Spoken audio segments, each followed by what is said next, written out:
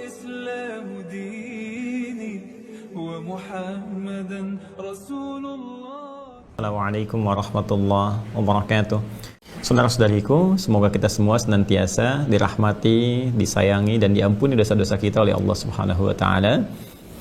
Baiklah, pada kesempatan kali ini adalah pembahasan yang akan menjadi spesial barangkali, karena kita biasanya membagi dua di pertemuan setiap pekanan di kajian Aqsa, baik itu sesi diskusi tanya jawab yang pekan lalu telah berlangsung, kemudian kembali kepada kajian dalam naungan Al-Quran Al-Karim yang kita masih di pembahasan surah Al-Baqarah.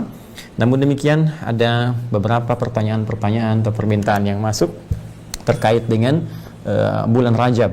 Ya, ada banyak sekali pertanyaan tentang keistimewaannya, apakah benar, bagaimana amalannya, apa yang benar, apa yang keliru, berdasarkan keterangan-keterangan yang bersumber dari Al-Quran ataupun hadis-hadis Nabi Sallallahu Alaihi Wasallam, sehingga kita bisa mengambil sikap yang benar dalam beribadah dan tentunya saling menghormati satu dengan yang lainnya. Baik, karena itu kita akan sajikan bahasan spesial pada kesempatan malam hari ini dari Al-Quran dan sunnah-sunnah Rasulullah Sallallahu Alaihi Wasallam terkait dengan Rajab.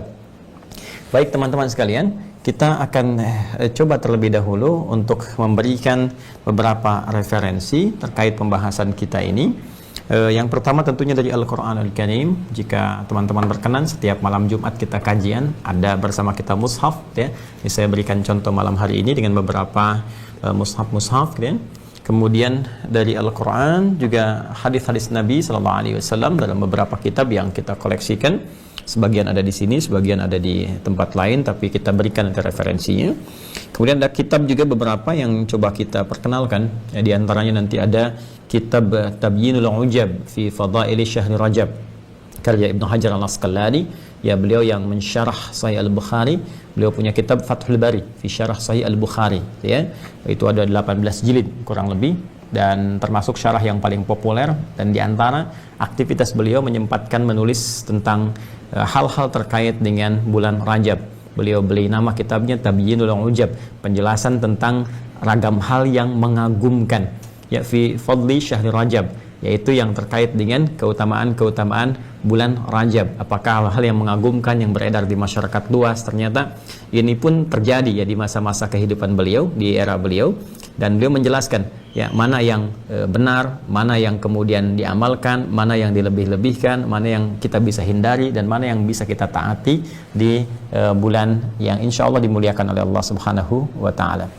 Karena itu mari kita kembalikan dulu kepada Al-Quran sebagai adab kita mengawali perjumpaan kita di malam hari ini di Quran surah ke-9, ya, At-Taubah, di ayat yang ke-36. Ya, paling kiri sebelah bawah di mushaf standar. Ini saya bawa mushaf standar untuk bisa memberikan gambaran lebih luas kepada Anda. Di halaman 192 kalau mushaf standar mungkin bisa berbeda karena boleh jadi kadang ada yang memulai dengan 15 baris yang standar itu, ya. Selain halaman pertama di Al-Baqarah itu sampai 5 ayat, selanjutnya 15 dan seterusnya.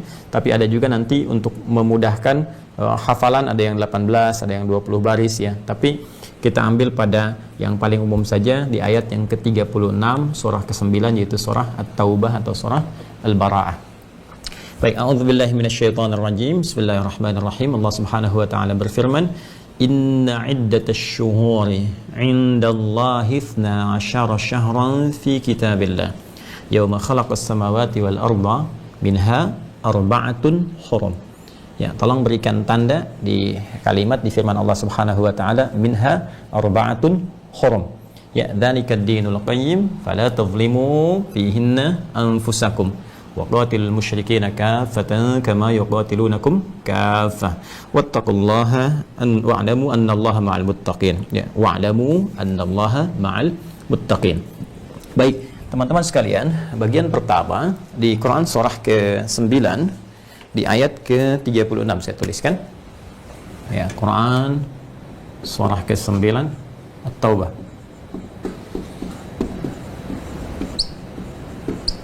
Ya, di ayat ke-36. Ini satu. Baik, kita berikan penekanan dulu beberapa bagian yang nanti kita akan ungkapkan, ya. Inna iddatash syuhur, ya, indallah Saya menggunakan khat raq'ah ya supaya agak mempercepat. Itsna asyara syahran fi kitabillah ya yauma khalaqas samawati wal arda ya minha, ini dia segaris bawahi arba'atun hurum. Ini dia yang saya maksudkan tadi ya, dzalikad dinul qayyim. Teruskan dzalikad dinul qayyim ya, fala tadhlimu, ini penting, tadhlimu fihinna anfusakum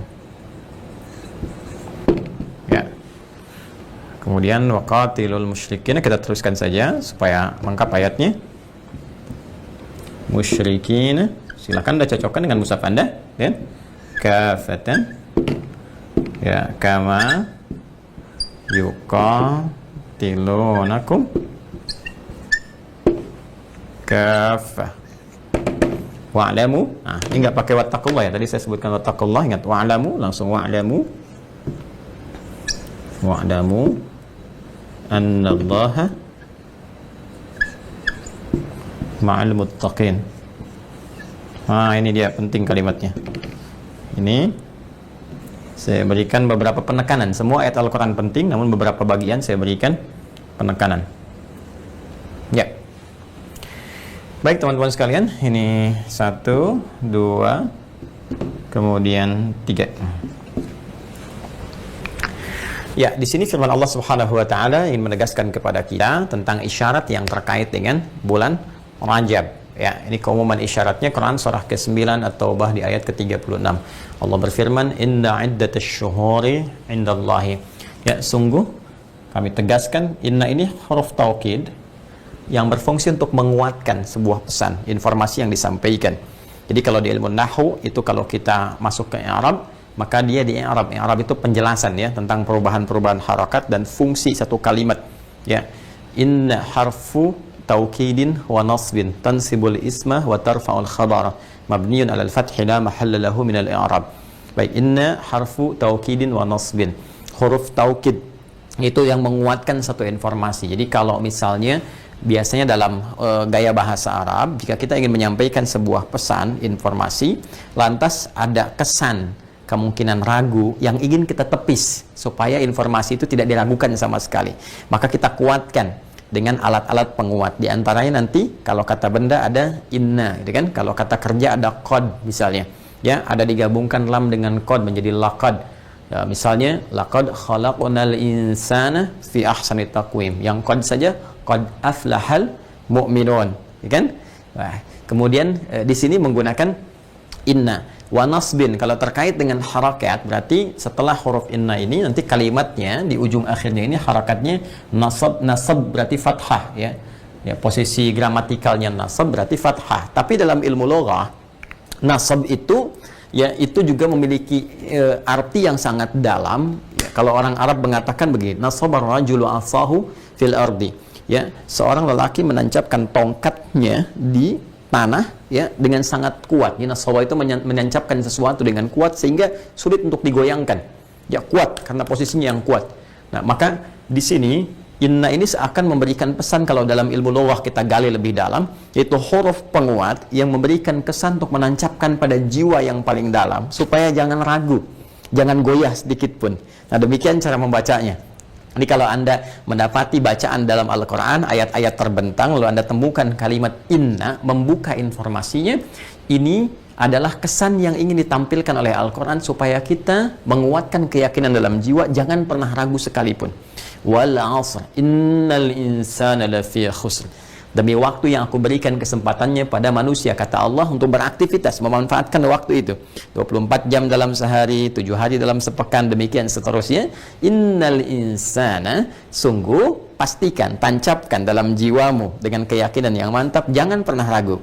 Innal insana, setiap manusia yang beraktivitas memanfaatkan waktu itu. Ingat kata insan, pernah saya jelaskan dulu dalam edisi Sitama, ya. Kata insan bila disebutkan maka menunjuk pada totalitas aktivitas manusia yang mengisi waktu yang Allah berikan untuk beraktivitas di dalamnya. Jadi dari bangun tidur sampai tidur lagi. Kata Allah, jangan pernah kamu ragukan manusia itu berpotensi mengalami kerugian karena tak mampu memanfaatkan waktu yang aku berikan dengan baik. Ya kan? Illalladzina amanu wa amilus shalihat dan seterusnya. Ya, kecuali orang-orang yang mengisi waktu-waktunya dengan iman kepada Allah. Lalu iman itu memancarkan cahaya kebaikan yang menghiasi perilakunya yang mulia. Nah, sekarang dengan pemahaman yang serupa, kita arahkan itu untuk memahami ayat Al-Quran berikut. Di Quran surah ke-9 ayat 36. Inna iddatash syuhuri, sungguh aku tegaskan dan tancapkan keyakinan pada jiwamu yang paling kuat. Jangan pernah ragu, kata Allah. Iddatash syuhuri, jumlah bilangan bulan itu ya dalam setahun, indallahi, yang telah Allah tetapkan. Nah, jadi di dalam penekanan ini Allah ingin memberikan satu informasi yang sangat kuat bahwa Allah telah menetapkan jumlah bilangan bulan. Ya, jadi Al-Quran itu nanti ada syahrun, ada ashhur, ada syuhur. Nah, ya, ini menarik nih. Kita belajar sedikit ya. Ada syahrun, ada ashhur, ada syuhur. Saya ingin tunjukkan kepada Anda bagaimana diksi Al-Quran yang begitu sempurna, yang mustahil pilihan-pilihan kata ini bisa bersumber dari manusia atau makhluk manapun, itu mustahil.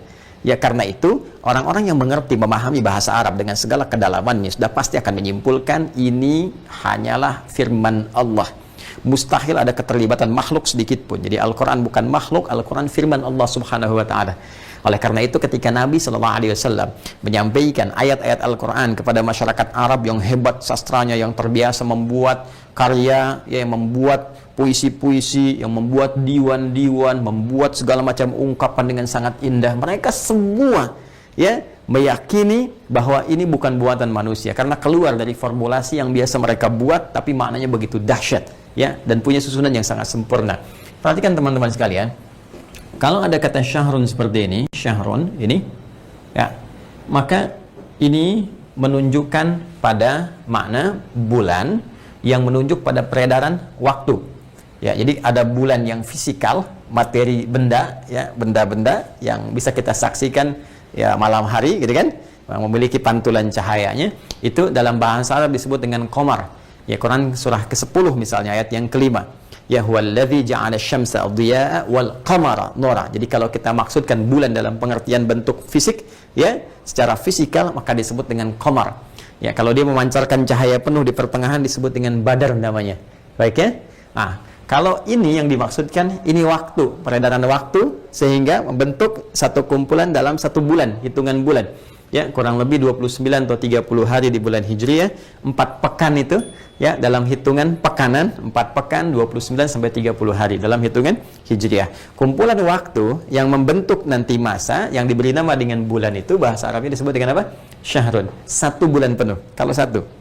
Nah, kalau dia sifatnya bentuknya jama', tapi jamaknya terbatas.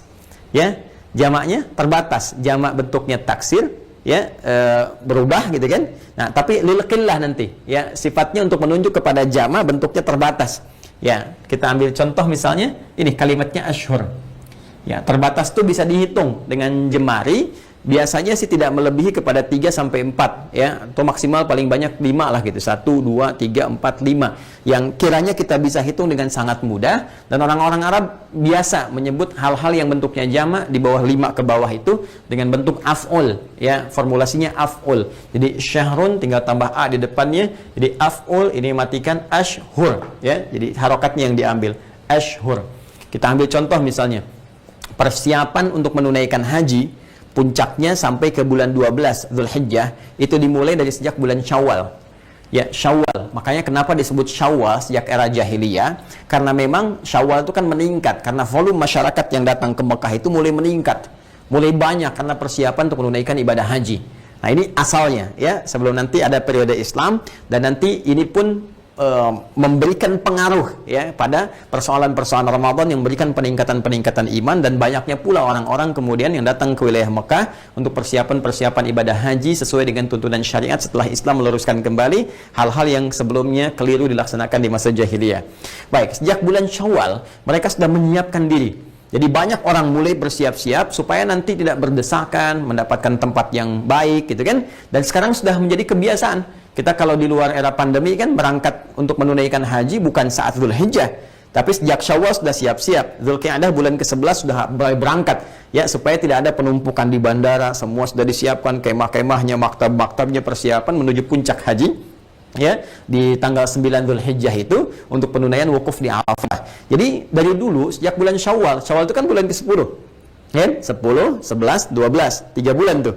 Ya, jadi sejak bulan ke-10, 11, kemudian 12. Karena itulah dalam Al-Qur'an ketika Allah memberikan gambaran umat Islam, orang-orang beriman yang akan menunaikan ibadah haji, maka diminta untuk bersiap-siap. Ya, di bulan-bulan yang telah diketahui ini sebagai persiapan. Ya, membentuk karakteristik diri, menyiapkan takwanya sebelum berangkat, mendekatkan diri pada Allah, menjauhi maksiat. Maka dihimpunlah di Quran surah kedua Al-Baqarah, ya, Quran surah kedua di ayat yang ke-197. Ya, ayat 197 paling kanan sebelah atas di mushaf standar. Ketika Allah berfirman, Al-Hajju Ashhurum Ma'lumat. Ya. Baik, bulan-bulan menuju persiapan haji itu ya sampai dengan puncaknya Ashhurum Ma'lumat. Dari sejak dulu diketahui, sudah disiapkan dari beberapa bulan sebelum tiba waktu haji puncaknya itu. Maksudnya apa? Dari bulan Syawal, kemudian Dzulqa'dah, Dzulhijjah. Faman farada fihinnal hajja, maka siapa yang berniat menyiapkan, ingin berniat haji gitu kan? Ke puncaknya itu maka dia bersiap-siap dari sejak bulan-bulan itu, dari Syawal dia siap-siap. Ya, faman farada fihinnal hajja fala rafatha wala fusuqa wala jidana fil hajj. Wa ma taf'alu min khairin ya'lamuhu Allah wa tazawwadu fa inna khairaz zadi taqwa. Kata Allah, sebelum berangkat haji supaya suasana hati kamu nanti senafas dengan ibadah, bisa khusyuk, bisa tentram, bisa nyaman ibadahnya, bisa menikmati tawafnya, sa'inya, bahkan wukuf sebelumnya, maka kata Allah siapkan dari sejak engkau sebelum berangkat ke sana dengan banyak menunaikan amal saleh, banyak tingkatkan takwa, jauhi maksiat, sehingga sampai ke sana sudah terbangun ya satu chemistry yang bagus, sinyalnya sudah kuat sehingga ke masjidnya enak, ibadahnya nyaman, alih-alih banyak belanja, cari bawaan dan sebagainya. Nah, itu menggunakan kata Ashhur. Nah, tadi jadi kalau syahr itu 1 bulan ya, 29 atau 30 hari. Contoh paling gampangnya saat kita puasa Ramadan ya, ada di Quran surah kedua, ini saya turunkan Qurannya ayat 185. Ya, syahrul Ramadan alladzi unzila fihi al-Quran. Di bulan Ramadan yang kita diminta puasa itu yaitu saat diturunkannya Al-Quran sebagai kemuliaan Ramadan. Ketika disebutkan syahrun, ini menunjukkan Ramadan kita puasanya sebulan. Ya, penuh dalam sebulan sesuai dengan hitungan hari yang ada pada saat itu 29 sampai dengan 30. Kalau menggunakan kata syuhur, nah ini bentuk jama'. Tapi bilangannya kafrah ya banyak melebihi bilangan yang ini. Jadi kalau ini misalnya ya sampai 3 sampai 5, maka yang ini di atasnya. Ya 6, 7, 8, 9, 10, 11, 12 demikian seterusnya. Jadi kalau dia di atas 5 ke atas, nah dia dalam bahasa Arab menggunakan kata syuhur. Nah, ini orang Arab fasih, terbiasa menggunakan diksi seperti ini. Ya. Nah, saya ingin tunjukkan teman-teman sekalian, perhatikan bagaimana Al-Quran menyampaikan informasi yang sangat akurat dengan diksi yang sangat luar biasa. Sekali lagi, ini menunjukkan Al-Quran mu'jizat, firman Allah bukan rekayasa manusia. Apalagi misalnya klaim-klaim produk budaya, jauh daripada itu semua. Ini diantara buktinya. Jadi kalau kita ngajinya benar, belajar bahasanya itu benar, maka kita akan temukan satu hikmah yang sangat luar biasa. Ya. Nah, di sini ketika Allah ingin menyampaikan tentang jumlah bilangan bulan dalam setahun, gitu kan? Mari kita lihat. Inna iddatash syuhur, yang digunakan oleh Al-Quran adalah kata syuhur. Nih, ini menunjukkan bilangannya di atas berapa? Di atas 5 kan? Ke atas kan? Dan ditegaskan lagi berapa yang dimaksudkan oleh Allah. Sungguh aku tegaskan kata Allah, tancapkan pada jiwamu, jangan sampai ragu, jangan goyah. Sungguh jumlah bilangan bulan itu yang ditetapkan indallah, yang ditetapkan oleh Allah Subhanahu wa taala dalam setahun itu 12 syahran fi kitabillah. Allah tetapkan dalam ketentuannya dalam kitab Allah jumlahnya 12 bulan dalam setahun. 12 bulan dalam 1 tahun. Ya. Karena jumlahnya 12, ya. Ingat, bukan 3, bukan 4, bukan 5, maka diksi yang digunakan kata syuhur. Tapi yang paling dahsyat, Saya pernah coba lihat ya beberapa keterangan sampai di beberapa kitab-kitab yang disucikan. Saya dapati hanya dalam Al-Quran yang spesifik menyebutkan kalimat ini. Setahun 12 bulan. Ya, pernah ada dulu orang yang mencoba untuk penyesuaian, dibikin 13 bulan, dibikin 12 lebih sedikit, tetap kembali pada akhirnya ke 12 bulan. Silahkan cek sampai dengan saat ini. Setahun ketemukan apa? 12 bulan. Mau kita menggunakan penggunaan kalender Hijriyah ataupun kalender Masehi, tetap akan ditemukan sistem kehidupan kita, ya sistem waktu yang diatur dalam kita beraktivitas. Mau menggunakan pendekatan apapun, tidak akan keluar dari sini. Karena kenapa? Karena Allah menetapkan itu fitrah yang telah Allah tetapkan sejak mulai menciptakan langit dan bumi. Yauma khalaqas samawati wal ard. Ya, itu saya tetapkan kata Allah, setahun kalian otak-atik bagaimanapun, tetap keseimbangan kehidupan itu akan kalian dapati ketika kalian melihat setahun dan menjalaninya selama berapa? 12 bulan. Ya, itu aku tetapkan sejak mulai mencipta yauma khalaqas samawati wal arba. Ya, sejak mulai mencipta langit dan bumi. Apa kaitan dengan bulan Rajab di sini? Dari 12 bulan ini, teman-teman sekalian, minha arba'atun hurum. Saya akan berhenti sampai di sini dulu. Perhatikan baik-baik. Minha, dari 12 ini, minnya tab'id, menunjuk pada sebagian, min. Kemudian haknya ke sini, ke syuhur. Karena kalau jamak nanti kata gantinya menjadi mu'annats. Ya, kalau syahrun, hu. Baik, kalau misalnya ashhur, ha. Kalau syuhur, ha. Ini ya kata ganti menunjuk kepada mu'annats. Jadi lari ke belakang kata gantinya. Minha, dari 12 bulan itu selama setahun, arba'atun hurum, ada 4 bulan yang istimewa, punya sifat hurum. Ya, ada 4 bulan yang istimewa, punya sifat hurum. Ini menarik nih. Ini bentuknya jamak nih. Hurum. Baik.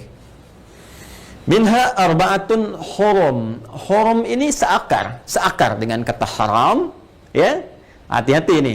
Jadi dari haram itu teman-teman, ada haram, ada muhrim, ada mahram, ada hurum. Ya, haram, hukum yang mengikat pada sesuatu yang dilarang secara syariat, tidak dibenarkan oleh Allah dan Rasulnya. Itu hukumnya. Baik ya. Nanti kalau kita ingin melekatkan pada perbuatan atau bendanya, disebut dengan muharram namanya.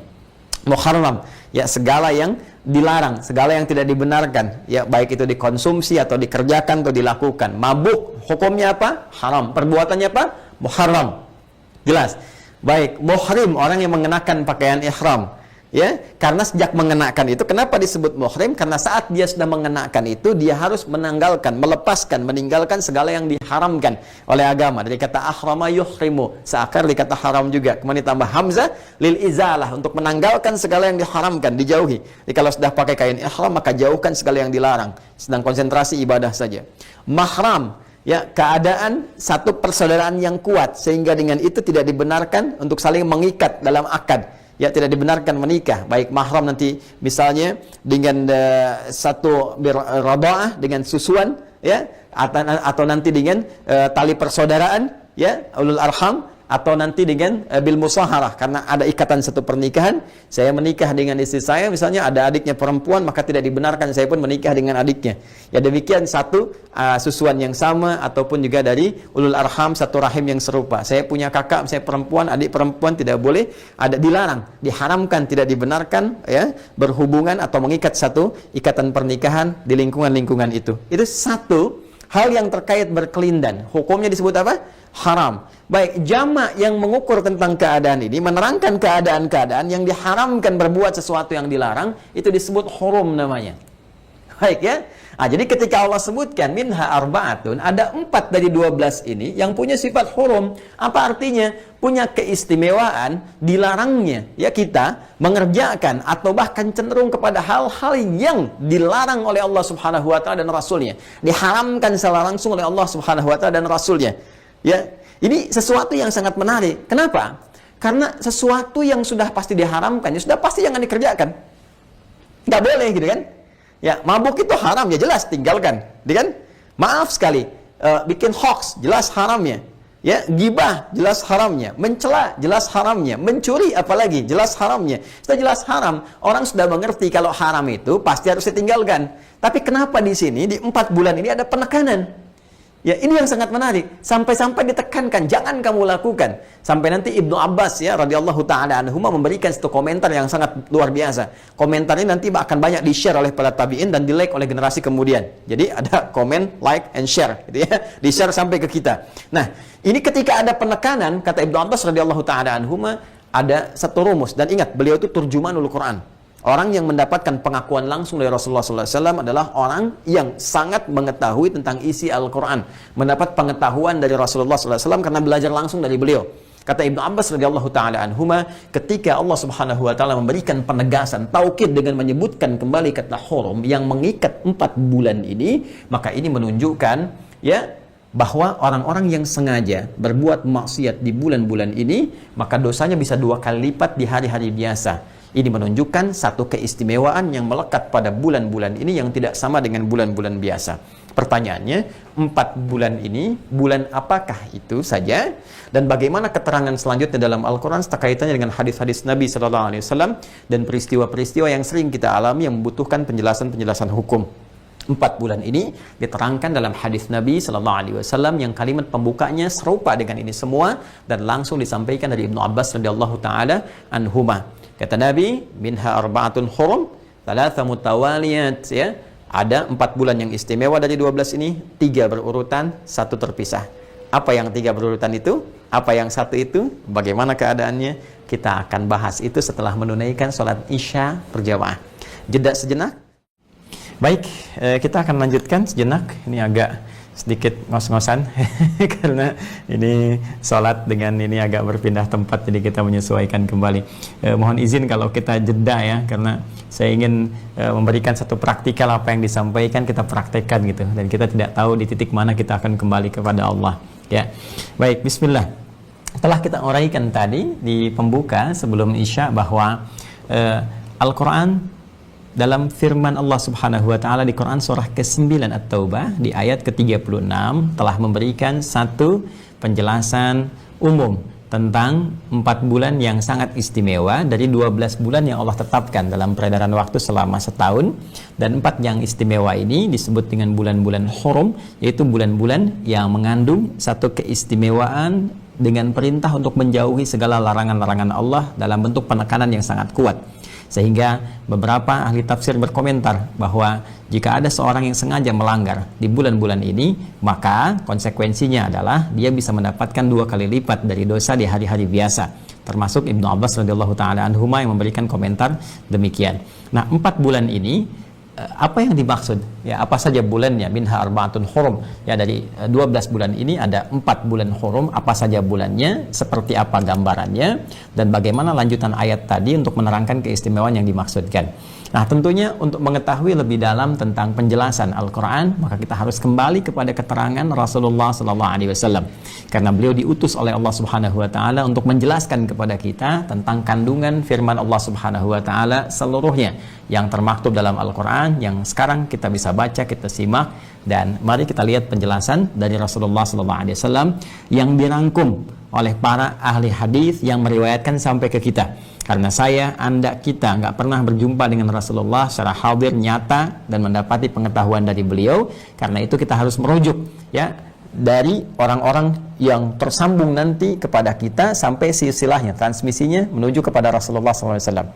Nah, di ilmu hadis ini disebut dengan sanad. Ya, jalur riwayat penelusuran sampai ketemu ke Rasulullah SAW. Nah, ini jalur ini ditelisik oleh para ulama, dikumpulkan informasinya, dibukukan dalam bentuk kitab-kitab hadis. Karena itu kalau ingin melacak keterangan Rasulullah, maka kita akan temukan di kitab-kitab hadis. Di antara kitab-kitab hadis itu nanti ada mu'jam, ya, kemudian ada musnad, ada sunan, ya kan? Nah, jadi dari kumpulan ini, baik itu yang sifatnya jami', ya, kemudian mu'jam, kemudian musnad, kemudian sunan, kita akan temukan diantaranya yang disepakati kualifikasi kesahihannya, yaitu Al-Bukhari dan Muslim. Kita lacak dulu dari Al-Bukhari dan Muslim, ya, kita temukan misalnya, saya beri contoh kitab nih untuk memperkaya wawasan ya. Biasanya kalau Al-Bukhari ada beberapa bentuk cetakan. Nah, ini kalau yang umum yang saya gunakan ini, kalau ingin melacak hadis tanpa syarah, jadi hadisnya aja gitu kan. Nah, kita bisa ngafalin dari sini, baca langsung hadisnya. Biasanya saya gunakan yang ini, versi bahasa Arabnya. Nah, kemudian kalau mau pakai syarah, ada syarah yang cukup panjang, ya Fathul Bari yang tadi saya sebut ada 18 jilid kurang lebih. Nah ini ada yang ini, ya ini yang karyanya Ibnu Hajar Al-Asqalani, yang nanti kita akan lihat juga di antara kitabnya Tabyinul Ujab. Ini nanti saya dapatkan ini di Kairo ya waktu itu.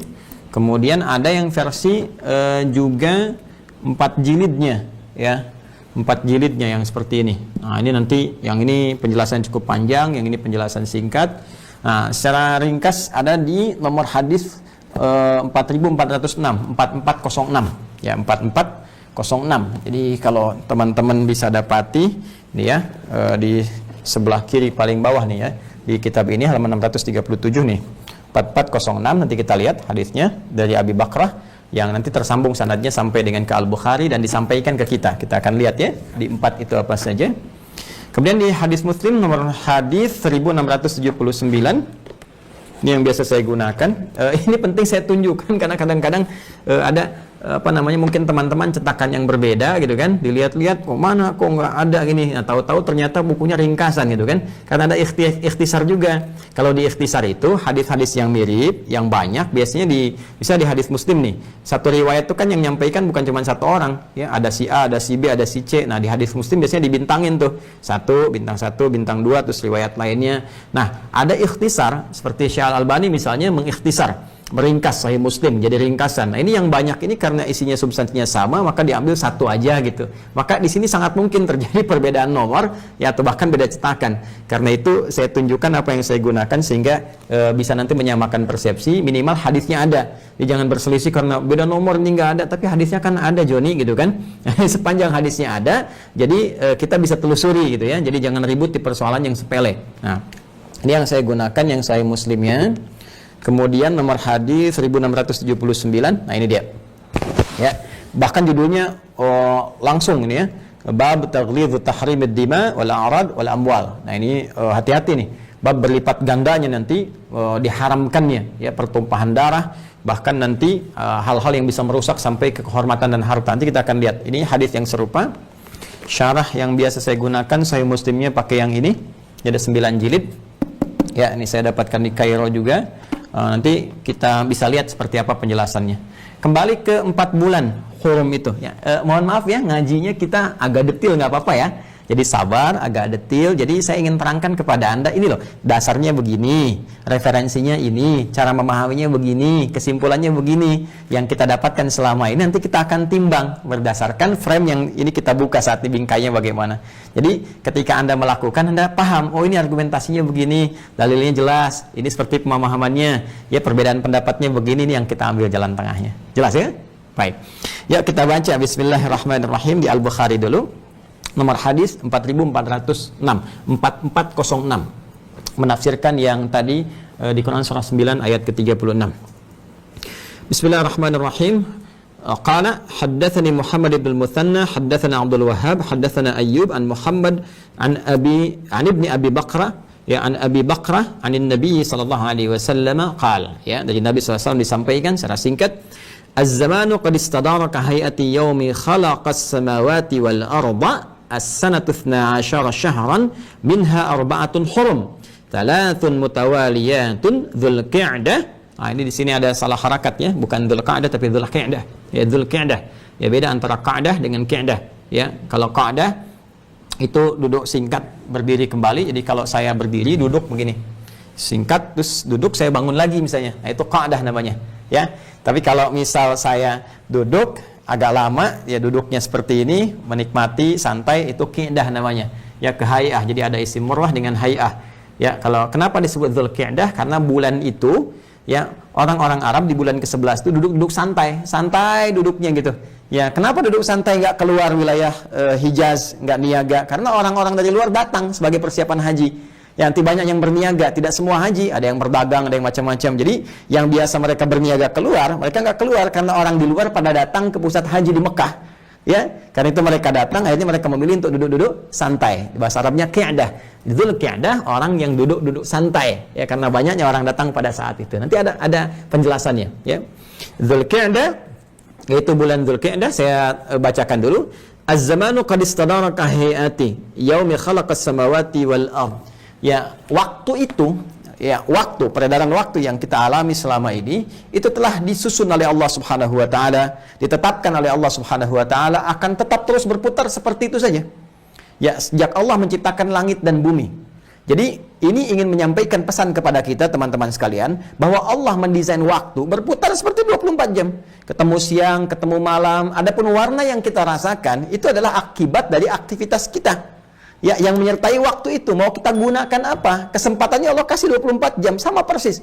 Ya, 24 jam berputar dari malam, ketemu kemudian ke subuh, ketemu kemudian ke pagi, menjelang kemudian ke siang, ke sore lagi, sampai ke maghrib, sampai ke isya. Demikian terus berputar. Kalau dibagi kurang lebih 5 waktu itu kan, ya subuh, zuhur, asar, maghrib, isya. Ya, itu aja setiap hari begitu. Ya, adapun yang kita lihat perubahan, banyak bangunan, banyak gedung, banyak perubahan, zaman mulai kita katakan zaman dalam bahasa Indonesia ya. Ya, ada zaman modern gitu kan, ada zaman mulai berkembang dan seterusnya. Itu sebetulnya kegiatan manusia yang mengisi zaman. Zamannya, waktunya begitu aja berputar. Ya, karena itu sangat sayang kalau kita kemudian tidak gunakan waktu yang Allah berikan kepada kita untuk beraktivitas itu dengan bekal-bekal kebaikan untuk pulang. Nah, tapi kita akan sedikit menyesuaikan dulu dengan pembahasan supaya tidak melebar. Ya, Allah menetapkan sejak menciptakan langit dan bumi, Allah sudah mendesain ya waktu itu peredarannya, ya akan bertemu lagi dari siang sampai ke malam, terus berputar sehari 24 jam, ya kan? Sepekan 7 hari sampai dengan demikian waktunya sampai ketemu dengan tahun. Yauma khalaqas samawati wal arda, ya itu ditetapkan sejak menciptakan langit dan bumi, as-sanatu 12 syahran, dan ditetapkan bahwa 1 tahun itu 12 syahran, ada 12 bulan. Jadi kalau di Al-Quran tadi langsung disebutkan ya minha arba'atun hurum inna iddatasy syuhuri 'indallahi 12 syahran fi kitabillah, bahwa jumlah bilangan bulan yang kami tetapkan jumlah hitungannya itu ada 12 bulan, dan di hadis disebutkan yang dimaksud 12 bulan itu dalam setahun. Makanya tadi saya tafsirkan di awal merujuk pada hadis yang telah kita hafalkan ini, bahwa yang dimaksud 12 bulan tadi di ayat adalah menunjuk kepada waktu dalam setahun. Ya, dalilnya ini kalimat Nabi as-sanatu, ya as-sanatu dalam setahun itu, kemudian 12 syahran, ada 12 bulan. Minha, dari 12 bulan itu arba'atun hurum, ada 4 bulan yang punya hukum hurum seperti tadi yang dijelaskan. Thalathatun mutawaliyat, ya ada 3 bulan berurutan. Jadi dari 4 bulan ini 3 berurutan susunannya, ya yaitu Dzulqa'dah wa Dzulhijjah wal Muharram. Dzulqa'dah bulan 11, Dzulhijjah bulan 12, wal Muharram bulan pertama. Jadi 11, 12 muter ke bulan 1. Jadi bulan 1 Al-Muharram, Safar bulan 2, Rabiul Awal, Rabiul Akhir gitu kan. Terus sampai ketemu bulan 11, 11, 12, 1. Jadi 3 bulan dari 4 bulan istimewa ini berurutan. Dzulqa'dah bulan 11, Dzulhijjah bulan 12, Al-Muharram.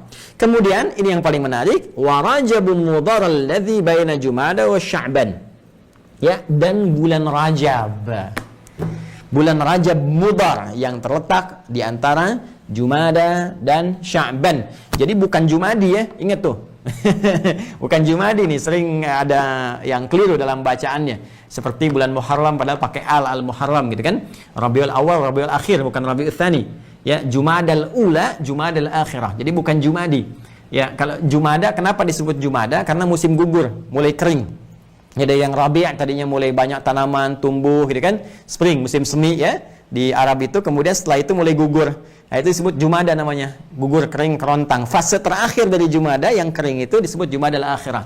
Ya, kalau Jumadi sifat orangnya, bukan bahasa Jawa ya, atau bahasa lokal, ini bahasa Arab maksudnya. Kalau kering apa gitu itu Jumadi, gitu ya. Nah, ini Jumada yang disebut Jumada. Nah, kata Nabi, dan wa Rajabun Mudhar alladzi baina Jumada wa Sya'ban. Nah, mohon izin saya hapus dulu yang atas ini. Jadi Al-Qur'annya telah saya terangkan tadi, kemudian hadisnya ini Al-Quran, kemudian kita hadisnya, hadis riwayat Al-Bukhari. Nomor berapa tadi? 4406, ya kan? Kemudian hadis riwayat Muslim, nomor hadis 1679 dari Abi Bakrah radhiyallahu ta'ala anhu. Baik ya? Nah, di sini disebutkan minha arba'atun hurum, kemudian Dzulqa'dah, kemudian wa Dzulhijjah,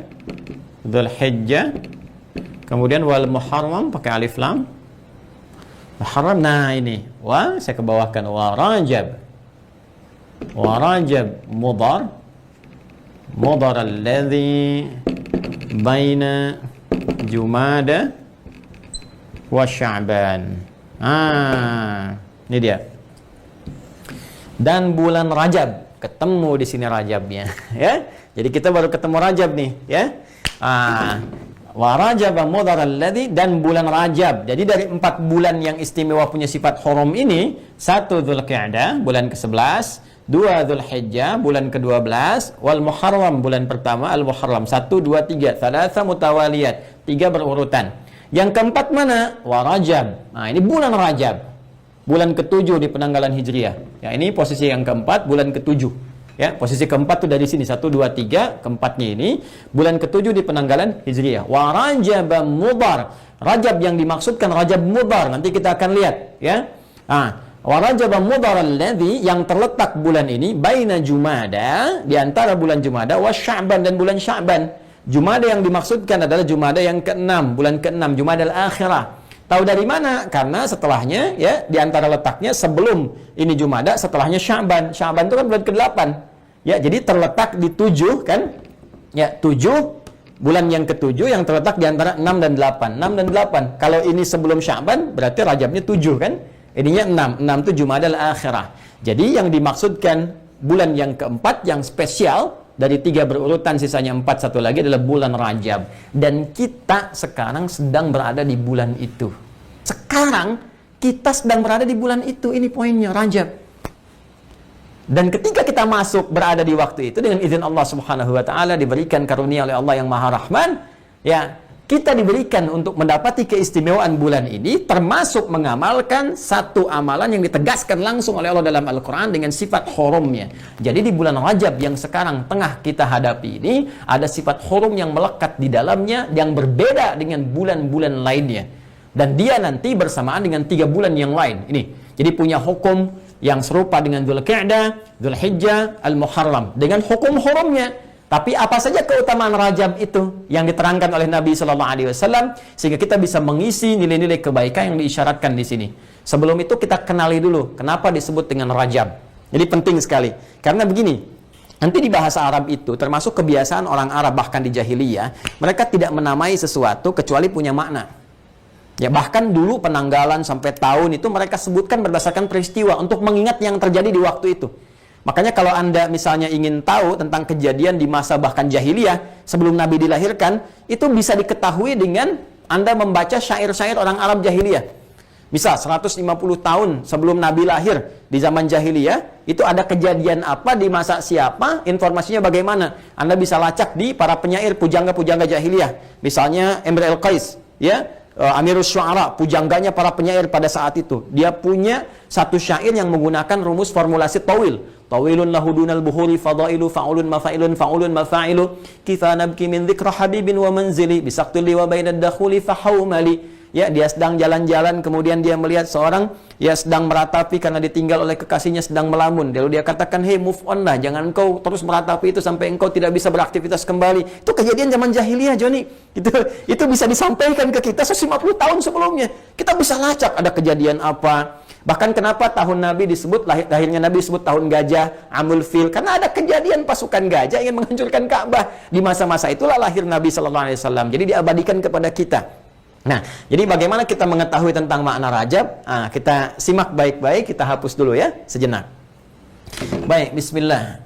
Mohon izin saya hapus ya. Jadi nanti kalau teman-teman pengen catat kembali, silahkan direview setelah ini, bisa teman-teman kembalikan.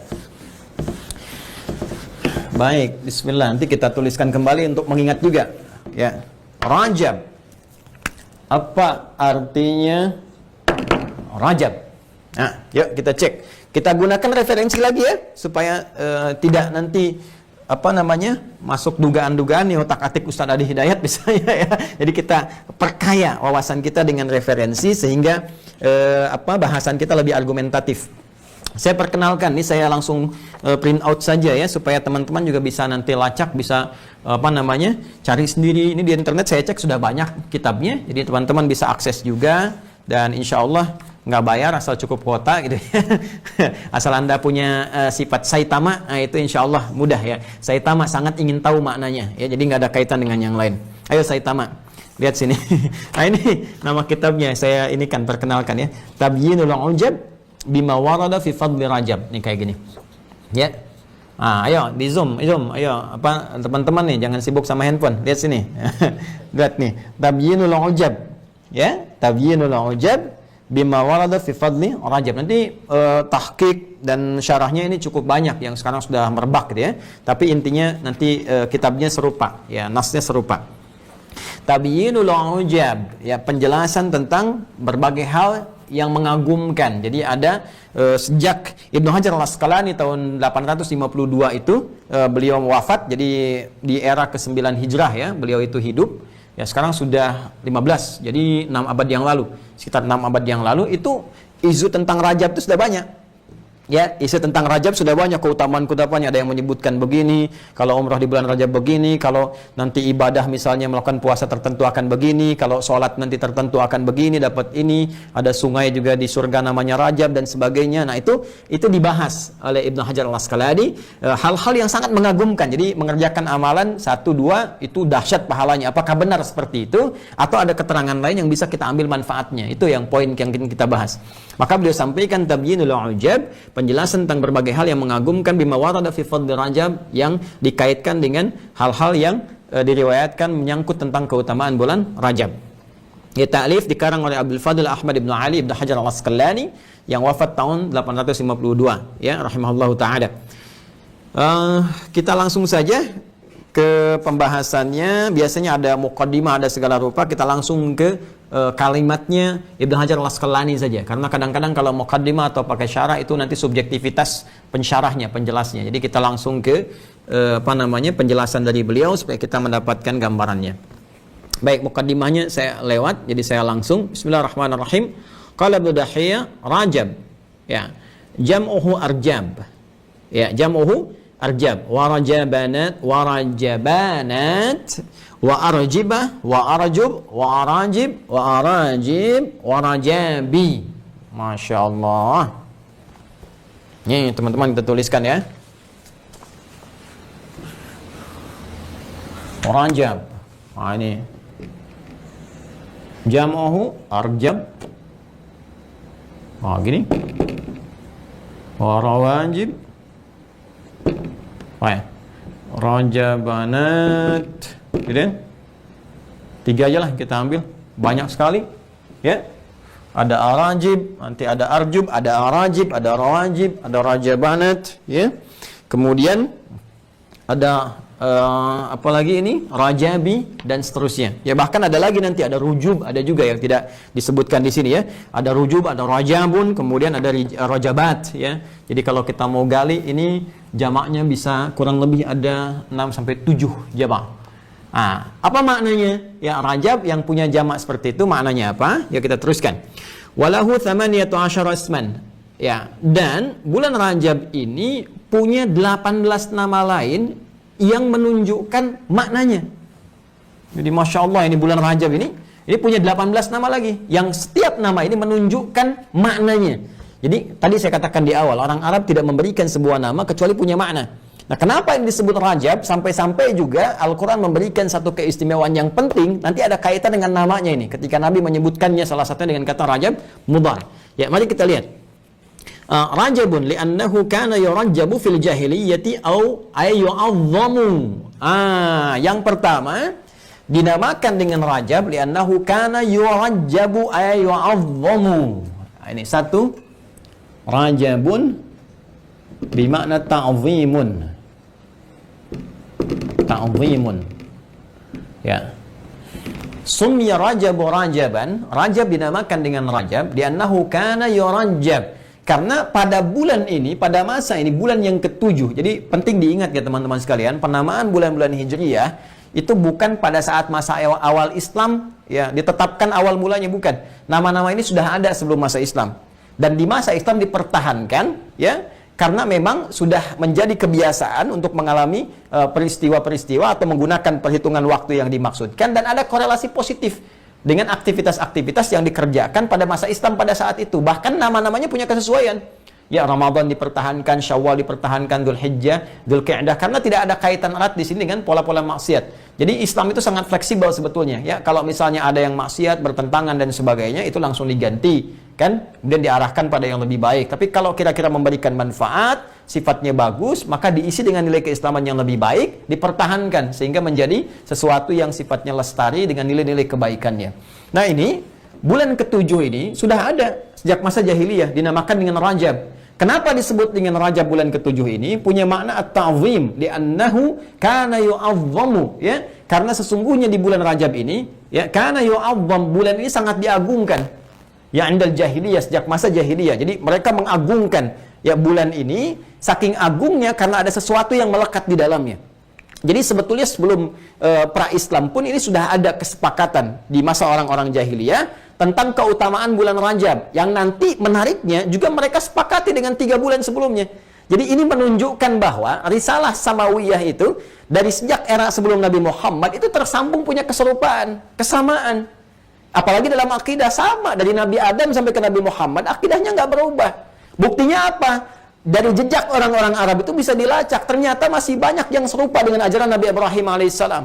Ya, senafas, makanya disebut dengan Hanif, ya Hanafiyah. Ya, masih Hanafiyah itu kan ajaran Nabi Ibrahim yang mengatakan Hanifah wa ma ana minal musyrikin. Ya Allah, aku ingin mengerjakan agama dengan benar. Makanya beliau disebut dengan Al-Hanif. Ya, makanya ada orang menyebutkan Ibrahim Hanif, gitu kan? Ya, dengan sifat Nabi Ibrahim yang memiliki sifat Hanif, yang benar, lurus. Ya, sesuai dengan tuntunan Allah Subhanahu wa taala. Di antara itu mewariskan tentang ajaran-ajaran di masa lalu, tentang kemuliaan-kemuliaan 4 bulan itu sudah ada dari sebelumnya. Di Dzulqa'dah, Dzulhijjah, Al-Muharram, bahkan Rajab, sehingga mereka mengagungkan. Ya, dan ada yang menarik teman-teman sekalian, karena ini terpisah, ini dari yang 3 itu, ini posisi 7, yang lain 11, 12, 1, kan? Ini nyambung nih. Jadi mereka punya kesadaran yang kuat di sini karena nggak bisa tunda, ya. Cuman karena Rajabnya ini di bulan ke-7, nah ini seringkali mereka itu suka otak-atik Rajabnya. Maksudnya apa? Mereka punya kesepakatan di bulan-bulan yang agung ini, mereka agungkan, ya 4 bulan ini termasuk Rajabnya. Nah, yang menarik, dalam pengagungan itu kita baca lagi apa yang terjadi. Ya, saya ingin ada kesadaran ke sini ya. Saya bisa jelaskan tanpa ke sini, tapi saya ingin bacakan untuk memberikan gambaran lebih kuat. Nah, kenapa mereka mengagungkan ini? Ada apa? Nanti kita akan lihat kaitannya dengan ayat Al-Quran disebut dengan Hurum. Ternyata mereka punya kesepakatan dengan memberikan nama yang kedua. Ats-tsani, nama yang kedua bagi Rajab ini, kenapa kemudian dia diagungkan? Al-Asammu. Ya, bulan bisu, bulan hening. Hening, damai, tentram. Ya, ini kiasan. Ya, asam ini kalau di waktu itu kiasan untuk menunjukkan damai, tentram, hening, ya, tidak ada kekacauan-kekacauan. Li'annahu ma kana tusma'u fihi qaqa'atus silahi. Ini dia. Karena waktu bulan ini tiba, disepakati di kalangan jahiliyah, di kalangan masyarakat Arab, semua harus gencatan senjata, semua tidak ada peperangan-peperangan, tidak ada aktivitas saling melukai, saling mencela, saling memusuhi, ya, saling membunuh. Anda bayangkan teman-teman, suasana jahiliyah itu kan kalau kita ngaji sirah jahiliyah, tak terlukiskan hampir tiap hari ada perang. Ya, satu dilecehkan, sana dilecehkan, satu dibunuh, sana dibunuh, hampir tiap hari. Yang mabuk, yang perang, yang begal dan sebagainya, itu hampir tiap hari. Ya, tiap hari terjadi. Tapi uniknya mereka bisa bersepakat kalau udah masuk ke 4 bulan tadi itu, Dzulqa'dah, Dzulhijjah, Al-Muharram, Rajab, mereka berhenti. Itu unik tuh. Ya, jadi merampok libur dulu. Ya, kalau ada korupsi dulu, libur dulu tuh korupsinya. Ya, di bulan-bulan ini tuh. Ini jahiliyah nih. Ya, jahiliyah. Jadi sejahiliyah-jahiliyahnya orang jahiliyah ketika masuk bulan ini itu berhenti maksiat.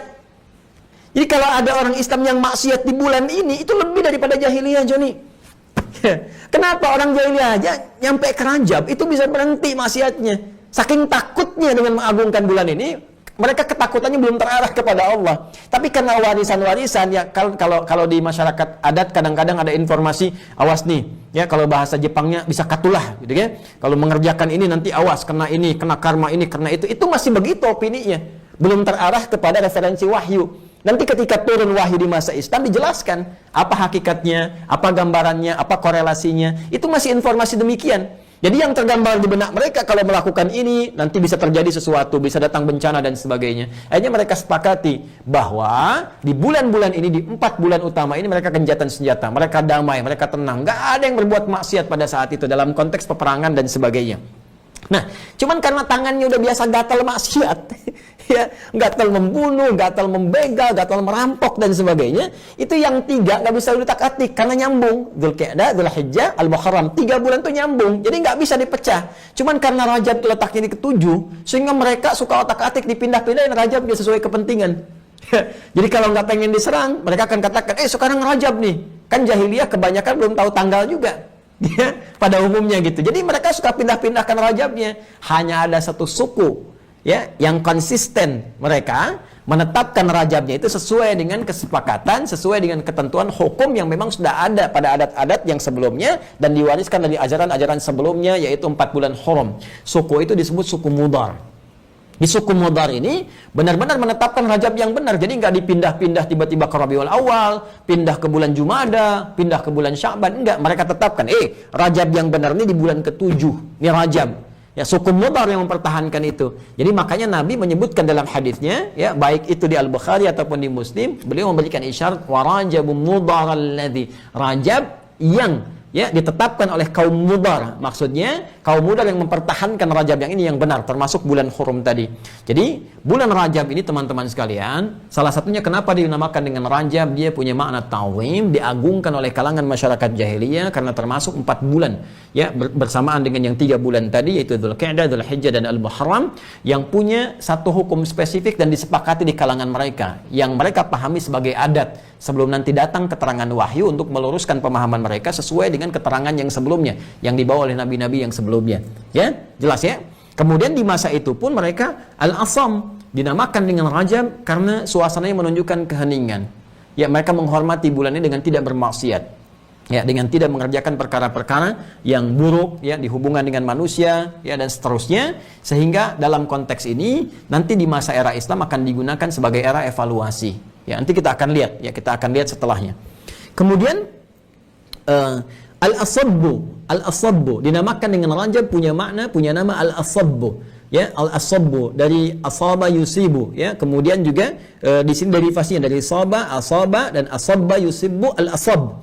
Ya, kenapa dinamakan dengan al-asab? Sesuatu yang menimpa, yang dialami ya. Li'annahum kanu yaquluna inna rahmata tusabbu fihi. Karena mereka orang-orang jahiliyah itu selalu punya perasaan begini, sejak kalau tiba bulan Rajab itu rahmat itu diturunkan, nilai kasih, sayang, kedamaian. Ini yang unik nih jahiliyah tuh begini ya, hobi perang, tapi udah tiba waktu bulan-bulan kayak Rajab mereka merasakan kenikmatan damai tapi masih perang. Ini nih jahiliyah tuh begini, aneh tapi nyata gitu. Mereka merasakan kenikmatan damai tapi masih senang perang. Ya, nggak lucu, bukan lucu, tidak lucu, gitu ya. Ya, sama dengan begini sebetulnya sama saja. Udah tahu mencuri itu salah, masih mencuri juga, gitu ya. Es batu ditiupin gitu ya. Ya, udah tahu mencela itu salah, masih mencela juga. Kan merasakan nikmatnya perdamaian, tapi kenapa masih berkelahi terus? Kan merasakan nikmatnya jujur, kenapa masih bohong terus? Kan merasakan nikmatnya sejahtera, katanya pengen adil, pengen sejahtera, kenapa korupsi terus? Ya sama aja dengan jahiliyah dulu. Mereka mengatakan nikmat nih, Rajab nih, tenang, damai, gak ada perang, rahmat turun dari Allah, rahmat turun diberikan. Tapi mereka setelah itu perang lagi. Jadi kayak jadi rutinitas yang tidak benar gitu kan. Karena itu nanti syariat turun untuk meluruskan bagaimana menggunakan momentum itu dengan baik untuk mengoreksi diri. Jadi itu teman-teman sekalian. Kemudian dinamakan juga dengan Rajab, punya makna Rajamun. Nah ini menarik, nanti ada namanya Ibnu Jinni. Ya Ibnu Jinni itu punya kitab namanya Al-Khasa'is, ya 3 jilid. Di Al-Khasa'is itu beliau nanti menerangkan kedalaman bagaimana bahasa Arab itu yang bangunan katanya kalaupun ditukar seringkali punya keterkaitan yang mirip-mirip gitu ya. Nanti kalau misalnya kayak la bisa, lam ba dengan sin, kalau ba-nya ditempatkan di depan, ba lam dengan sin, itu ada keterkaitan cuma nanti beda makna. Ya, jadi kalau kita la bisa mengenakan, menutup. Jadi kalau kita ingin menutup sesuatu yang kotor, ya, yang tidak ingin terlihat, maka kita tutup dengan yang baik supaya yang tidak ingin terlihatnya tertutup, yang jeleknya. Itu disebut dengan la bisa. Makanya pakaian disebut libas. Libas, ya. Karena kenapa? Karena kita ingin menutup aurat yang tidak ingin tampak, yang jelek kelihatan, kita tutupi. Ya, tapi kalau kita kedepankan ba, lam dengan sin, itu bisa berubah. apalagi nanti mendapatkan penambahan. Ini berubah makna, bisa menutup yang baik dengan yang kotor. Makanya jin yang pernah baik itu kana minal jinni, jin yang ahli ibadah, ketika dia sombong menutupi semua kebaikan, ditutup dengan jubah kesombongan, maka disebut dengan iblis. Iblis, illa iblis di Quran surah ke-18 Al-Kahf ayat 50. Wa idh qulna lil malaikati isjudu li Adam fasajadu illa iblis kana minal jinni fafasaqa an amri rabbih. Kenapa dinamakan dengan iblis? Salah satu di akar katanya itu karena dia yang tadinya jin yang taat menutupi semua ketaatan yang baik-baiknya dengan pakaian kotor kesombongannya. Nah, ini dalam bahasa Arab. Ini rajabun, apa kaitannya? Punya makna juga, rajamun bil mim, sesuatu yang dilempar. Ya, kenapa disebut demikian? Li'anna syayatin turjamu fihi. Karena kebiasaan setan itu, ya, kebiasaan setan yang menggoda, memberikan was-was di bulan Rajab itu dilemparin. Ya, dilemparin itu maksudnya bahasa kiasan. Maksudnya apa? Ya, was-was dia, godaan-godaan dia itu tidak berpengaruh, seakan-akan dilempar, setannya pergi jadi damai. Jadi yang mewaswasi orang jahiliyah suka perang gitu kan, suka saling mencela, suka saling merampok, saling membunuh, zina dan sebagainya, itu bisa liburan di bulan Rajab ini, ya. Termasuk 3 bulan yang lainnya bisa liburan teman-teman sekalian, dan setan seakan-akan dilempar, nggak bisa goda. Ya, ini bahasa kiasan, majasnya nih. Jadi setan tuh nggak punya daya karena dilempari. Ya, summiya rajab rajaban li'annahu yahmilu makna rajamun, makna rajam. Jadi sesuatu yang dirajam dilempar, ada hukum rajam, lempar. Jadi setan tuh seakan-akan dilempari sehingga nggak punya kuasa untuk menggoda. Cuma memang sayangnya setelah itu balik lagi. Nah, itulah jahiliyahnya. Ya. Nah, jadi dari sekian makna ini kemudian asy-syahrul haram tadi sudah kita ambil maknanya, kemudian al-haram li'anna hurmatahu qadimah, disebut dengan haram. Salah satu maknanya tadi yang disebutkan Al-Quran, minha arba'atun hurum. Kenapa disebut dengan haram? Selain ada kaitan dengan kata haram secara syariat, juga mengatakan li'anna hurmatahu qadimah, karena memang kondisi-kondisi hal yang dijaga ini untuk meninggalkan segala yang haram sudah berlangsung sejak lama. Dari sejak masa era Islam, dari yang disampaikan oleh risalah Nabi Muhammad SAW untuk meluruskan kembali kegiatan-kegiatan yang salah yang sebetulnya pernah ditunjukkan kebenarannya oleh nabi-nabi sebelumnya. Di nabi-nabi sebelumnya sudah menyampaikan bulan-bulan ini diistimewakan, bulan ini baik, gitu kan? Itu terwariskan, cuma kemudian mereka isi sisanya dengan keburukan dan tidak konsisten dengan itu. Ya, sehingga saya berhenti di makna yang ke-6 dulu ya, karena yang lainnya ada banyak kaitan-kaitan dengan yang telah kita bahas. Ya, sehingga dengan itu ketika Allah menyampaikan di Quran surah ke-9 di ayat yang ke-36 dan menyebutkan minha arba'atul hurum, ada 4 bulan yang punya sifat hurum, ya, di antara ini tadi di hadis ya, di Al-Bukhari nomor hadis 4406, di hadis Muslim nomor hadis 1679 disebutkan termasuk di dalamnya Rajab. Nah, Rajab ini masuk ke dalam bulan Hurum. Di antara makna Hurum ini tadi disebutkan dalam kitab Jabdinul Rajab, di antaranya adalah li'anna hurmatahu qadimah, karena sebab kehurumannya yang memiliki sifat haram, bertindak segala hal yang dilarang, haram berbuat yang kotor-kotor, haram berbuat segala yang tidak diindahkan, dibenarkan oleh Allah dan Rasulnya, itu berlangsung sejak lama. Cuman sayangnya orang jahiliyah memanfaatkan 4 momentum ini, khususnya juga di Rajab, ya, tapi kemudian mereka bergeser sehingga pelatihan yang ada di Rajab di 3 bulan sebelumnya itu tidak berlangsung dan tidak memberikan aura kepada bulan-bulan yang lainnya. Maka itulah di risalah Nabi Muhammad SAW ketika Allah mengutus beliau meluruskan kembali, ya, maka diturunkan salah satunya ayat untuk memberikan pemahaman yang benar sehingga membiasakan dan auranya terpancar kepada bulan-bulan yang lainnya sehingga terkait berkelainan dengan persiapan amal soleh setelahnya. Maka muncullah kemudian ini. Nah, segala bentuk hal yang dilarang itu, ya, baik itu mencuri, baik itu merampok, membunuh, korupsi dan sebagainya, intinya menempatkan sesuatu bukan pada tempatnya. Allah memerintahkan kita nih, kerjakan perintah ini larangan begini. Anda menempatkan perintah pada larangan, larangan pada perintah. Yang harus dilarang dikerjakan, yang harusnya dikerjakan dilarang. Ya, ini yang repot teman-teman sekalian. Maka perbuatan itu dalam bahasa Arab itu disebut dengan zalama yazlimu. Orang yang disebut dengan zalim. Zalama yazlimu. Ya, menempatkan, zalim itu menempatkan sesuatu bukan pada tempatnya. Ya, jadi secara umum pengertiannya demikian. Dalam konsepsi syariat, ya, menempatkan sesuatu bukan pada tempatnya yaitu apa? Ya, menempatkan ma'ruf pada yang mungkar, mungkar pada yang ma'ruf. Intinya melanggar syariat. Ya, salah menempatkan sesuatu. Maka kalau kita ingin katakan jangan berbuat itu ya, ya jangan melanggar ya, jangan berbuat zalim, maka gunakan lam untuk melarang. La, gitu kan? La. Engkau jangan lakukan, kalian jangan lakukan, kamu jangan lakukan. Kan melarang itu kata keduanya, orangnya ada depan kita kan, objeknya. Maka kita katakan la tazlim. Ya, jangan berbuat zalim. Kalau kita katakan umum banyak orang karena banyak orang, la tazlimu. Jangan berbuat zalim kalian semua. Jangan melanggar syariat, jangan melanggar ketentuan. Nah, ini yang paling menarik teman-teman sekalian. Hal ini langsung ditegaskan oleh Allah Subhanahu wa taala dalam rangkaian firman-Nya. Lihat lanjutannya.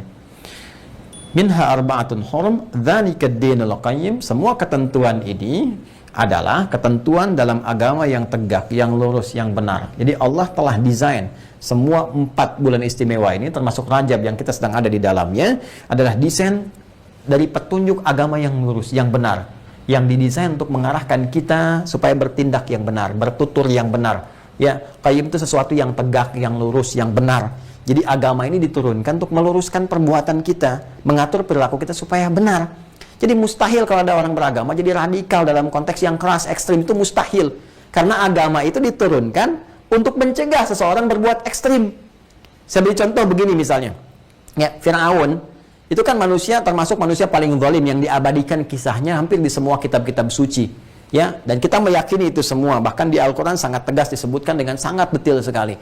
Fir'aun itu kan punya kuasa. Saat dia berkuasa, sedang tidak ada persoalan, nggak ada masalah. Tapi ketika dia berbuat ekstrim, radikal dengan keputusannya, ya mohon maaf sekali, tega menyembelih bayi yang baru lahir karena prediksi-prediksi bisa menghancurkan kekuasaan, kemudian bertindak semena-mena dan sebagainya, melampaui batas. Dalam bahasa Arab disebut dengan tagha. Maka mulailah datang agama untuk meluruskan, untuk melarang jangan berbuat seperti itu. Anda boleh silahkan dengan kuasa, dengan jabatan, tapi jangan menyimpang karena akan menyengsarakan orang lain, termasuk berbuat buruk nanti bagi kehidupan Anda. Ya, maka turunlah kemudian perintah, idhab ila fir'auna innahu tagha. Musa, pergilah kepada Fir'aun, ingatkan dia sudah melampaui batas. Musa itu diutus kepada Fir'aun ketika dia berbuat ekstrim. Jadi bukan ingin meruntuhkan kekuasaannya, tapi ingin meluruskan kekuasaan supaya berjalan dengan benar. Ya, Musa dengan Harun menjelaskan kepada Qarun. Ya, Qarun itu bukan dilarang kaya. Qarun silahkan kaya, tapi ketika kekayaan Anda digunakan untuk yang sewenang-wenang, kekayaan Anda digunakan untuk menyakiti orang lain, kekayaan Anda digunakan dengan tidak benar, agama datang untuk menjelaskan itu tidak baik. Jadi mustahil ada orang beragama itu radikal. Mustahil ada orang beragama itu ekstrim. Itu mustahil. Kecuali orang yang mengkooptasi agama untuk perbuatan-perbuatan ekstrim. Makanya saya sering katakan kalau ada orang mengaku muslim, ya, atau misalnya mengatakan Islam tapi ngajak tembak ini, bom ini, bunuh ini dengan cara yang tidak benar, cepat tinggalkan. Karena itu hanya mengambil label saja. Ya, jadi nggak benar. Apalagi kalau ada orang mengatakan Islam radikal, itu kurang sehat itu. Kurang sehat. Karena Islam itu nilai agama, keyakinan. Ingat, dan Islam ketika membawa nilai-nilai itu menjelaskan pada kebaikan. Jadi bukan Islamnya yang salah. Yang salah itu muslim, oknum, yang mengambil nilai keislaman untuk mengkooptasi digunakan pada yang jelek. Jadi saya selalu katakan gini, kalau pecinya kurang masuk kepada kepala, jangan kepalanya dipotong, Joni. Pecinya perbaiki. Balik ke sini, tuh kan. Yang mungkin agak jauh. Dzalika ad-dinul qayyim. Jadi ini saya desain, kata Allah, sebagai bimbingan dalam agama untuk membentuk kamu berperilaku yang benar, lurus. Tapi bukan saat itu aja, Rajabnya benar, begitu Sya'bannya jahiliyah lagi. Tidak. Maka itu di masa-masa periode Islam diluruskan, dibenarkan. Maka fala tazlimu. Tuh. Fa harfu 'atfin rabitin baina syai'aini bila hudud. Huruf yang menyambungkan konjungsi di antara dua peristiwa dengan cepat. Ya, peristiwa pertama menerangkan Allah tentang keutamaan bulan Haram dan Rajab termasuk di dalamnya. Ya, sifatnya dipelihara, jangan berbuat maksiat. Untuk latihan bagi kita supaya berperilaku benar. Jadi cara kita dilatih oleh Allah supaya punya perilaku yang benar, qayyim, lurus. Ya, perilakunya benar, lurus, tidak menyimpang, bagus, baik, bicaranya bagus, akhlaknya mulia dan sebagainya. Cara Allah melatih kita itu semua diantaranya adalah dengan cara diberikan bimbingan untuk menahan dan menekan perbuatan-perbuatan maksiat yang dilanggar itu supaya kita tekan habis, ya, kita keluarkan sehingga tidak menjadi perilaku dalam kehidupan. Maka itu yang tadi disebut dengan sistem hurum tadi, diantaranya adalah bulan Rajab yang kita sekarang tengah hadapi. Nah, demi mengisi ini semua, maka cepat, kata Allah. Kalau sudah tiba waktunya, fa itu cepat, sesuatu yang cepat. Jadi atfin rabitin baina syai'aini bila hudud, menyambungkan dua keadaan tanpa jeda, cepat. Makanya kalau ada di Quran dua peristiwa pakai fa itu nggak ada jedanya.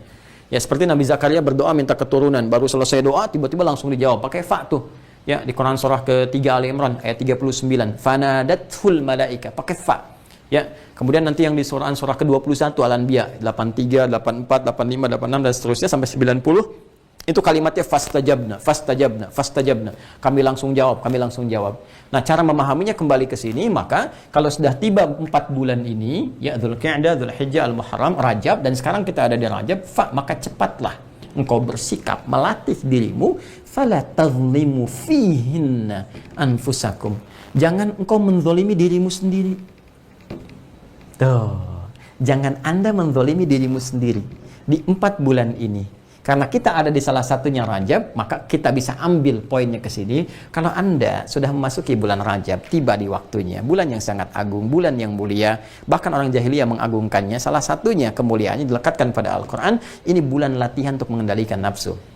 Ya, bulan latihan untuk mengontrol keadaan diri kita. Maka kata Allah, kalau sudah tiba bulan ini, fala tazlimu anfihinna anfusakum. Anfus jama' dari kata nafas, menunjuk pada setiap diri kita secara personal. Jadi kalau sudah tiba, Anda nggak usah tunjuk orang. Nggak usah tunjuk orang lain. Lihat diri kita. Lihat pribadi kita. Lihat saya. Saya ada hidayah. Anda siapa? Saya. Tunjuk diri kita, perbuatan zalim apa yang telah kita kerjakan. Sampai dengan hari ini. Dari ujung kepala sampai ujung kaki. Cek, pikiran kita mungkin salah, tidak menempat. Seharusnya berprasangka baik, jadi buruk gitu kan. Ya.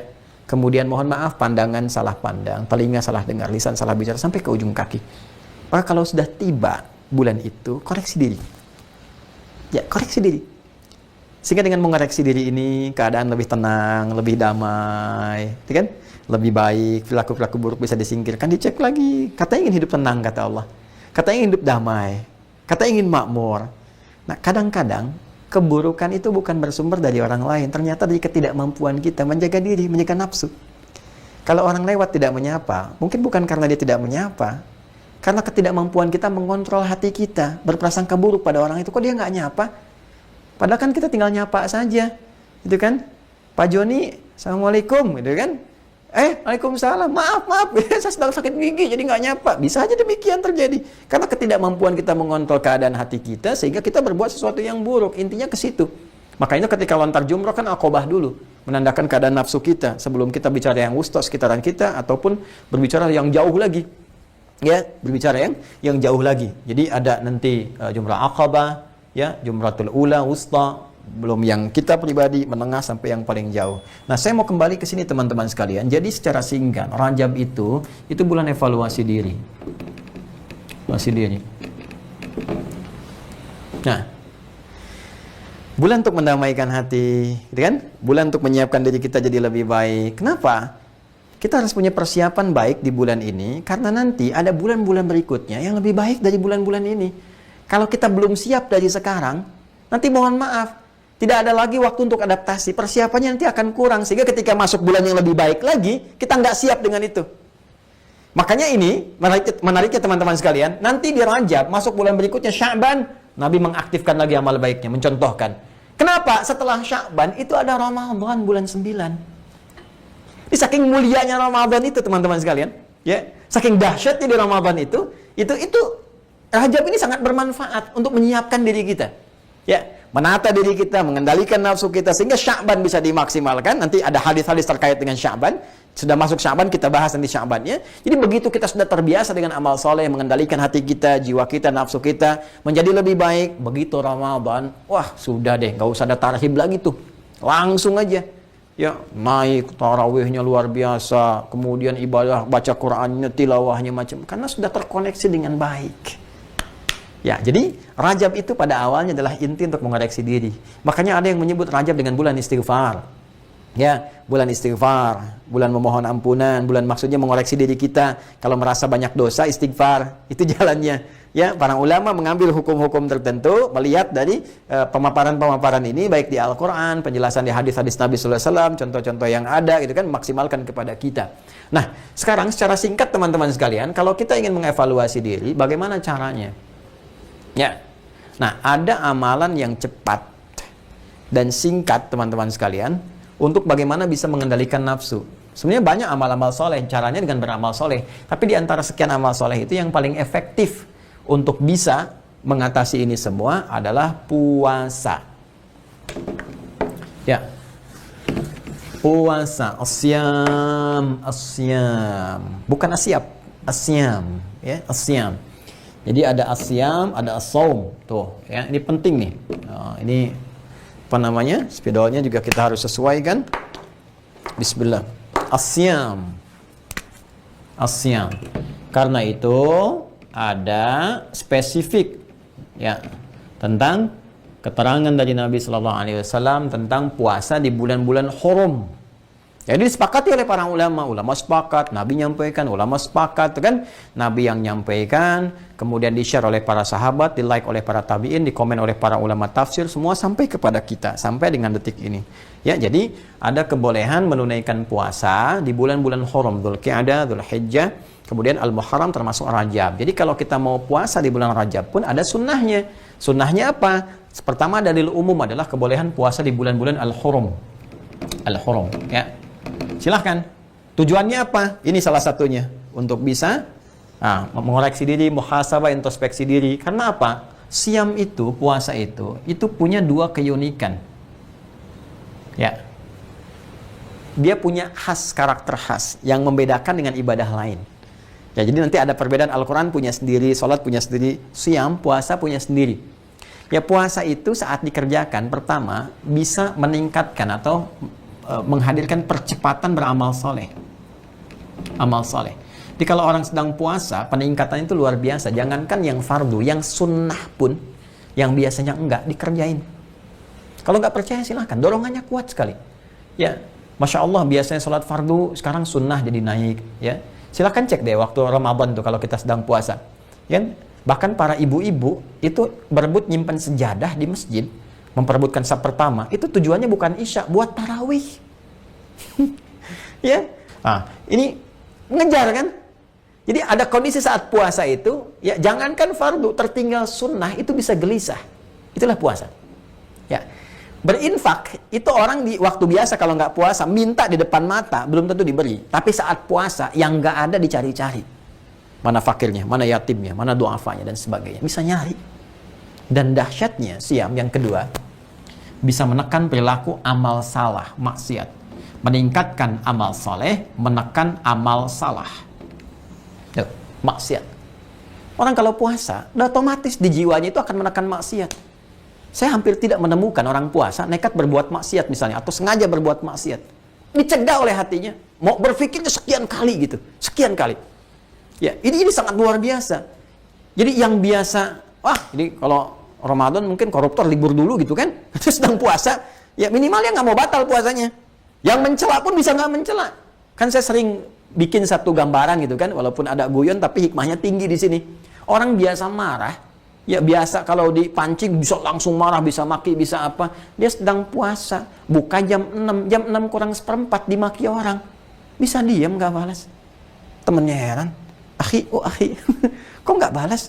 Ntar habis maghrib tuh bisa libur dulu tuh, begitu maghrib lupa untuk apa saya balas, nanti pahala puasa hilang, pahala puasanya hilang, kan? Jadi puasa itu menarik, saat yang bersamaan dia bisa menekan segala amal salah untuk berlatih, kemudian meningkatkan amal soleh. Karena itulah di waktu-waktu bulan haram ini kita diminta salah satunya untuk mencoba untuk meningkatkan koreksi diri kita, introspeksi dengan menunaikan ibadah puasa, salah satunya.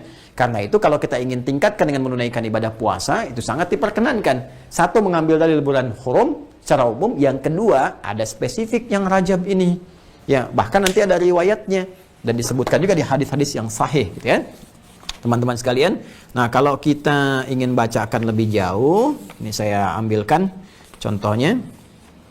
Nah, ini di halaman ke-19.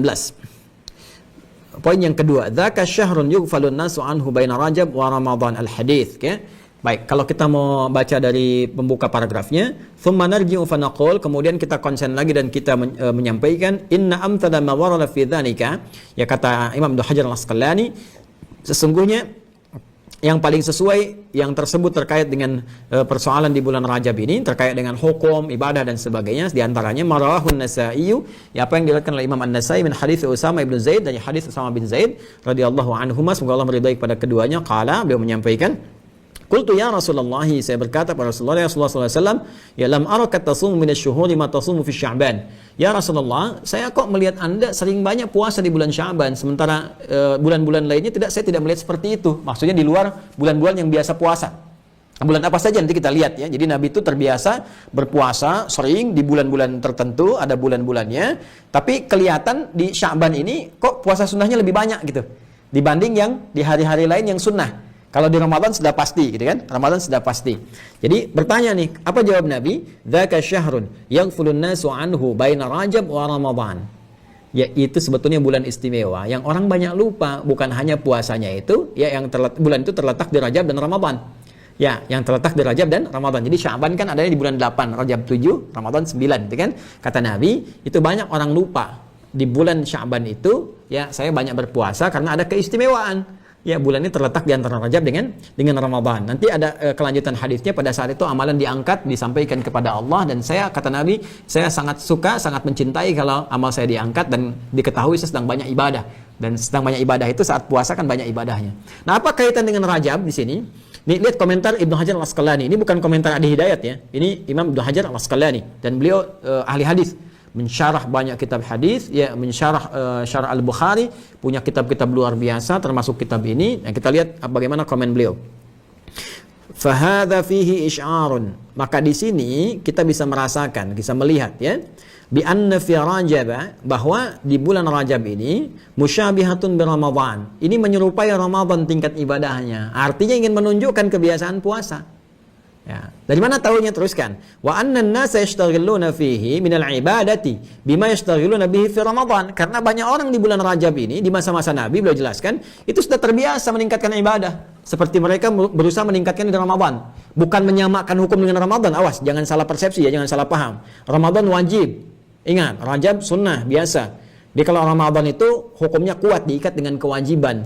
Tapi penting Anda tahu, saking menghargainya sahabat-sahabat di era Nabi Sallallahu Alaihi Wasallam dengan sifat hurum yang melekat pada Rajab, maka mereka berusaha meningkatkan diri. Tadi yang saya katakan, supaya persiapan ke Ramadannya makin kuat lagi. Maka mereka sejak Rajab itu sudah berusaha meningkatkan diri untuk beribadah. Ya, jadi tingkatkan baca Qur'annya, tingkatkan sholat malamnya. Udah terbiasa sholat malam, tingkatkan sholat malam, tingkatkan kemudian baca Qur'annya. Karena masuknya ada motivasi bulan hurum dan persiapan ke Ramadan. Nah, konsekuensinya apa? Karena terbiasa di Rajab itu ada dalil yang mengikat ini. Sya'ban kan belum ditemukan di Quran, nggak masuk bulan hurum. Akhirnya melemah di Sya'ban. Ya, ketika melemah itulah Nabi memotivasi lagi, jangan lemah di sini karena Sya'ban punya keistimewaan lain lagi, kata Nabi. Ya, dan bahaya nanti kalau melemah di Sya'ban, Ramadan makin turun. Ya, jadi di sini Nabi ingin mengingatkan bahwa jangan lupakan Sya'ban juga kalau ingin ibadah. Kalau ingin puasa sunnah bisa, silahkan perbanyak di Sya'ban. Tapi dalil ini sekaligus menunjukkan bahwa para sahabat juga mereka terbiasa di bulan Rajab untuk menunaikan ibadah dengan meningkat. Salah satunya dengan apa? Dengan puasa, ya, dengan meningkatkan sholat malam dan sebagainya. Kemudian wa yaghfuluna an nadhiri dzalika fi Sya'ban, dan mereka melupakan bahwa banyak keutamaan-keutamaan serupa yang didapatkan di bulan Sya'ban, ya seperti Rajab yang mereka kerjakan. Lidzalika kana Rasulullah sallallahu alaihi wasallam yasumuhu. Karena itulah Nabi sallallahu alaihi wasallam beliau terbiasa memperbanyak puasa di bulan Sya'ban. Wa fi takhsisihi dzalika bi shaumi isy'arun bi fadli siyam Rajab. Ya, dan ketika beliau mengkhususkan puasa sunnah itu di bulan Sya'ban dengan mengikatnya dan menyambungkan ke suasana Rajab, ya isy'arun bi fadli siyam Rajab, ini menunjukkan ada keutamaan untuk menunaikan puasa sunnah di bulan Rajab. Nah, jadi kalau ada yang bertanya, Ustaz, apakah boleh berpuasa di bulan Rajab? Boleh. Apa dalilnya? Ini yang tadi saya sampaikan.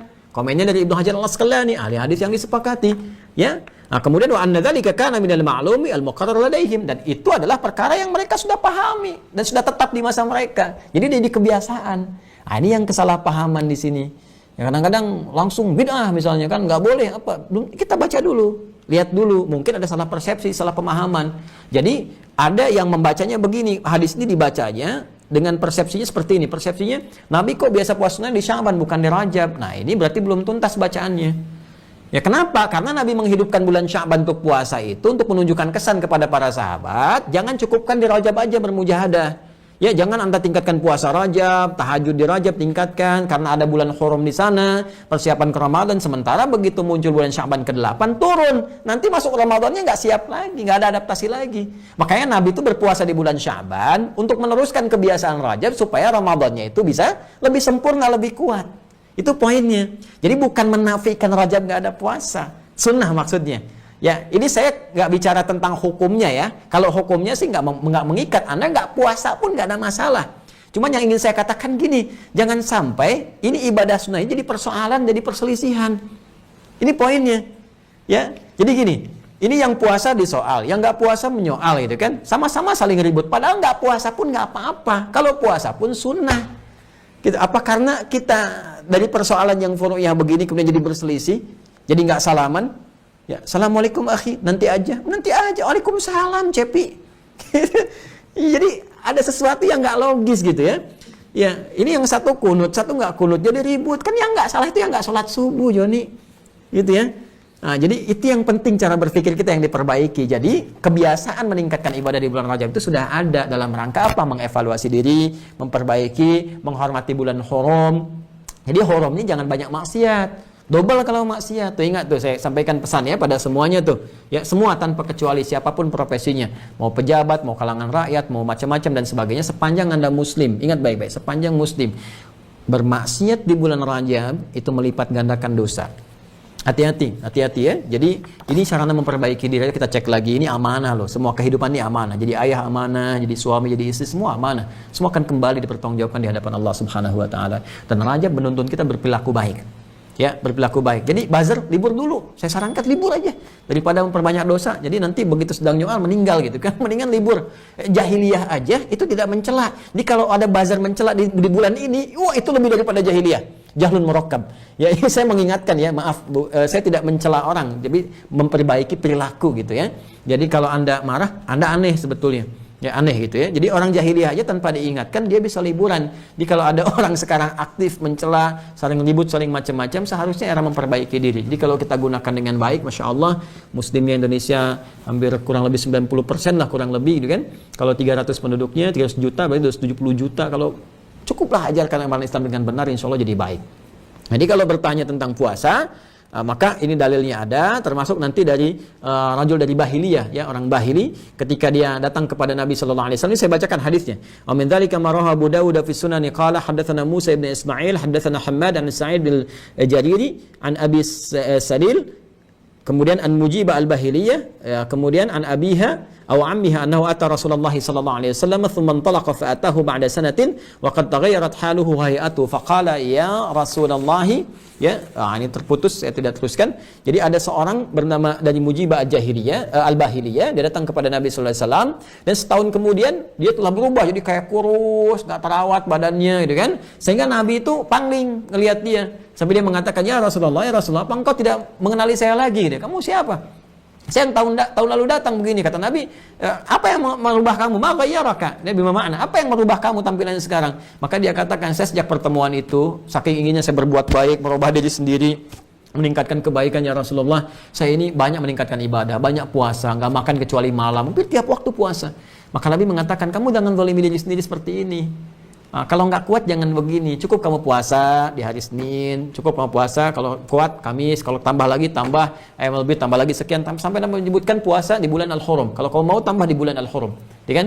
Kerjakan itu gitu. Nah, kemudian itu dalil menunjukkan di bulan-bulan Hurum boleh puasa. Jadi dalil umumnya dari Al-Quran ada isyarat, di Nabi ada hadisnya, riwayat Abu Daud tentang spesifik Rajabnya juga tadi riwayat An-Nasai. Jadi kalau Anda ingin puasa, motivasinya adalah meningkatkan ibadah. Tapi kalau nggak kuat jangan dipaksain puasa. Karena esensi dari puasa itu melatih diri untuk meningkatkan ketakwaan. Jadi kalau mungkin terjadi di pertengahan tiba-tiba, aduh udah jam 12 kok perutnya sakit sekali, jangan dipaksain, ibadah sunnah. Ya boleh hari pertama nggak pernah biasa puasa, tiba-tiba pengen puasa, nggak kuat, misalnya sampai nanti bisa berbahaya, nggak buka. Besoknya nanti lanjut sampai asar kuat, besoknya lagi misalnya sampai ke maghrib terus bertahan. Apalagi anak-anak yang latihan Bu ya, menjelang Ramadan tentang dilatih belum balik, jangan keterlaluan orang tuanya. Ya, udah misalnya buka sekarang jam 6.20 misalnya kan. Anak ini udah jam 5, aduh sakit mah perut. Anakku berjuang apa? Udah itu sunnah, sudah buka aja, belum dihisab. Ya, udah nanti besoknya lagi kuatin lagi motivasinya begitu. Kakak tuh hebat luar biasa. Dulu Abi itu nggak asar aja nggak mampu gitu. Kadang-kadang jam 10 udah buka, Masya Allah. Kakak sampai bisa jam 5. Nanti besok teruskan ya jam 6. Sekarang buka nggak apa-apa. Itu memberikan kekuatan. Ya, jadi yang didorong-dorong nggak tepat gitu ya. Nah, jadi kesimpulannya apa? Meningkatkan di bulan Rajab itu ada ibadah, tuntunan dalilnya. Jadi kayak kita mau meningkatkan tahajud, istighfar, meningkatkan taubat kepada Allah, berpuasa itu ada. Nah, cuma kadang-kadang ada yang terlalu lebay di kalangan masyarakat, terlalu berlebihan. Jadi apa? Sudah ada dalil yang benar. dalil yang sahih, dalil yang baik untuk beribadah. Datanglah kemudian ya para kreator-kreator yang kreatif menghadirkan narasi-narasi disandarkan kepada Nabi yang mohon maaf sekali itu sumbernya bukan hanya dilemahkan, bahkan kebanyakan palsu. Maka datanglah kemudian hadis-hadis yang sangat populer sampai kepada kita. Dan ini banyak disebutkan di sini. Ya, seperti misalnya sholat tertentu yang kalau ditunaikan jumlah bilangan rakaatnya sekian, rakaat pertama baca ini, rakaat kedua baca ini, rakaat ketiga baca itu, langsung diberikan satu pahala yang sangat dahsyat. Ya, puasa hari pertama dapatnya ini, puasa hari kedua dapatnya ini, puasa hari ketujuh akan diberikan pintu surga semuanya dibuka untuk dia, hari ke-8 bebas dari neraka. Ya, kalau udah bebas bulan Rajab ngapain puasa Ramadan? Ya. Nah, nanti ya, jadi hadis-hadis yang terkumpul itu dianalisis oleh Ibnu Hajar Al-Asqalani, semua hadis yang menyebutkan pahala-pahala besar yang kayaknya sangat besar sekali khusus untuk bulan Rajab. Kemudian mohon maaf ya, dengan amalan-amalan yang cuma 1 kali, 2 kali puasa sehari 2 hari, itu beliau simpulkan, beliau analisis kebanyakannya dhaif yang sangat parah dan palsu. Ya, jadi bahkan di kitab ini beliau menyebutkan hanya 2 sampai 3 yang sahih. Yang sahih itu sebenarnya panduan umum, yang lainnya itu banyak bermasalah semua. Ya, bahkan nanti ada ulama hadis, ulama kita nih ya, Tawafiyah, beliau sudah meninggal, semoga Allah rahmati beliau. Beliau orang sangat baik. Saya menyaksikan juga kebaikan beliau, orang yang sangat luar biasa. Itu pendiri Ponpes Darussunnah di Ciputat. Ya, imam besar Istiqlal sebelum yang sekarang ya, itu Kiai Haji Ali Mustafa Yaqub. Ya, Profesor Ali Mustafa Yaqub itu sangat luar biasa. Beliau mengarang kitab, menulis, ada buku, saya lihat ada buku juga itu hadis-hadis bermasalah, dan pernah mengutip, saya pernah baca itu. Ya, saya kurang lebih 2014-2015 lah, saya pernah menemukan buku itu, saya baca hadis-hadis bermasalah, itu beliau mengutip dari kitab ini. Ya, Tabyinul Ujab fi ma warada min fadli Rajab. Itu beliau kutip keterangan-keterangan ini, dan kesimpulannya sama. Jadi kalau Anda menemukan hadis-hadis tentang keutamaan Rajab, misalnya sholat tertentu, kemudian amalan puasa dapat ini, dapat itu, dan seterusnya, itu hadis-hadisnya kebanyakan hadis palsu. Hadis-hadisnya palsu, ada kebanyakan ada yang dhaif juga, gitu kan. Nah, dhaif ini teman-teman sebetulnya bukan gak bisa diamalkan kalau untuk fadailul amal, keutamaan amalan. Ya, jadi kalau hadis dhaif yang tidak bertentangan dengan Al-Quran dan hadis, ya, yang hadis-hadis yang sahih, yang kuat, kemudian dia hanya berbicara tentang keutamaan amalan. Ya, misalnya keutamaan untuk bisa berbuat jujur, keutamaan berbuat baik, bersedekah, yang tidak bertentangan dengan yang lain, yang sifatnya dhaif dan tidak parah. Bukan 3M. 3M di sini matruk, mungkar, maudhu'. Ya, matruk diriwayatkan oleh orang-orang yang terbiasa berbuat maksiat, ya kan? Sehingga kata-katanya sering berperilaku berkata bohong, ya, sehingga nggak bisa dibedakan mana yang benar dengan yang salah. Itu ditinggalkan hadisnya. Mungkar, hadis yang diriwayatkan oleh orang-orang terbiasa berbuat maksiat sehingga menjadi celak bagi agama. Jadi kalaupun dia berkata yang benar karena terbiasa berbuat maksiat, tinggalkan perkataannya, sehingga orang nggak nuduh orang Islam. Pantas hadis yang diriwayatkan oleh orang mabuk, pantas hadis yang diriwayatkan oleh orang pembegal, misalnya kan. Nah, itu ada kaidah ketat di agama. Maudhu', hadis palsu, sengaja dibuat, memang dipalsukan, walaupun isinya baik tapi palsu. Ya, jadi kalau Anda menemukan riwayat yang baik maknanya, udah, jangan sebut hadis, itu beres gitu.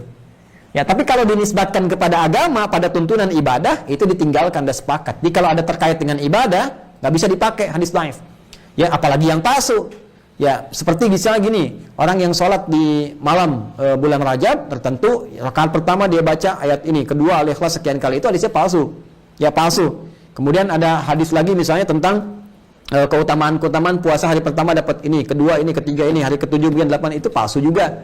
Jadi banyak yang terkait Rajab ini, orang ingin memberikan motivasi, cuman caranya keliru, caranya salah. Jadi bukan gak ada amalan, amalannya ada, cuman dasarnya gunakan dasar yang benar kan ada, yang salahnya kita tinggalkan.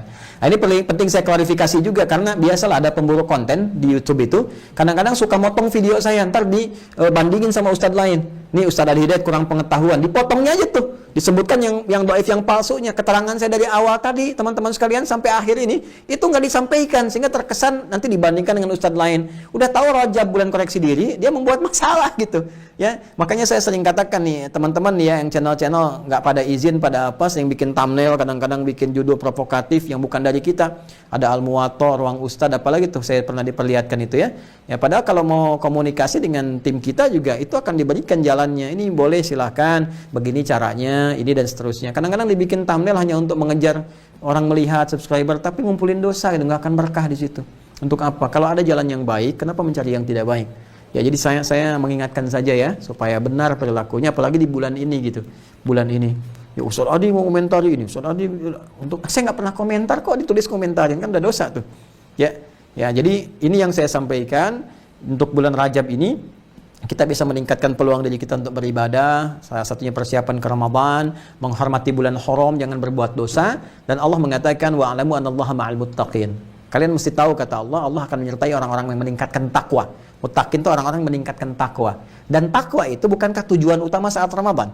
Al-Baqarah 183, ya ayyuhalladzina amanu kutiba alaikumusiyam kama kutiba alal ladzina min qablikum la'allakum tattaqun. Jadi tujuan utama puasa di Ramadan membentuk karakteristik takwa. Latihannya bisa kita mulai perdana di bulan Rajab ini supaya terbiasa punya kekuatan yang kita bawa untuk sampai ke bulan Ramadan. Selain pengagungan, penghormatan terhadap bulan haram.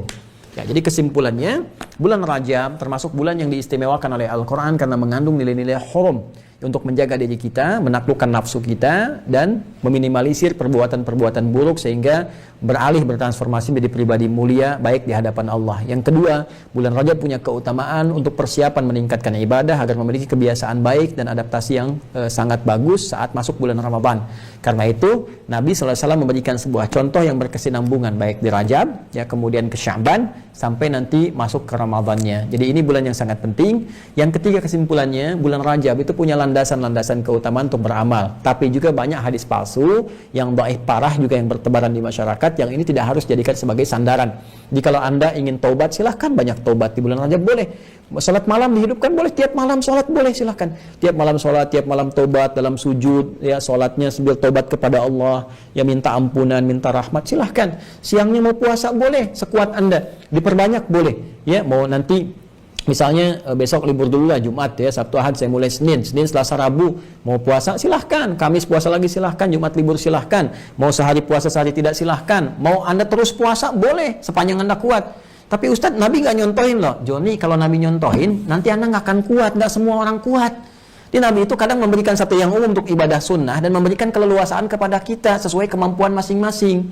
Buktinya apa? Yang tadi mujibah bahiliyah tadi itu di soal Nabi bukan karena puasanya, karena dia nggak kuat dengan puasa itu sehingga memengaruhi tampilan fisik. Dari yang bagus badannya six pack jadi cuma one pack, kan nggak enak gitu ngelihatnya, ya. Apalagi mau dipakainya nggak bisa gitu. Ini kan repot gitu ya teman-teman sekalian. Jadi maksudnya gini, ibadah itu jangan memberatkan. Jadi kalau Anda sanggup silahkan, tapi jangan menyalahi syariat, ketentuan yang benar. Kalau ingin Anda perbanyak silahkan aja, nggak ada masalah, dalilnya ada.